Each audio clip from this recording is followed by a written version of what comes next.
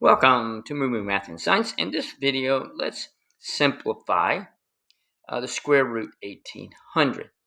And this is a fairly common simplification that you may see in Algebra 1. So let's go ahead and get started. I like to first find all the prime factors, and I like to use a factor tree.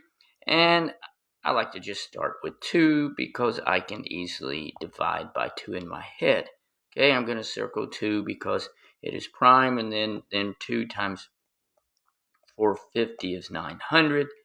And then I know with this I can use 5 because it ends in a 0, so 5 times 90 is 450, 5 is prime, and then we have 9 times 10.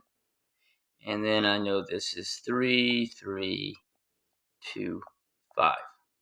Okay, so now we're down to all prime numbers.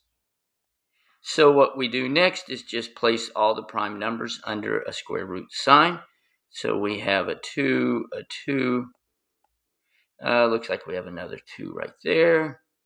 Then we have a pair of 5s. That's a messy 5, by the way. And we have a pair of 3s. So it looks like we have all our numbers. So now, since it's a square root, we can pull out pairs. So there's a 2.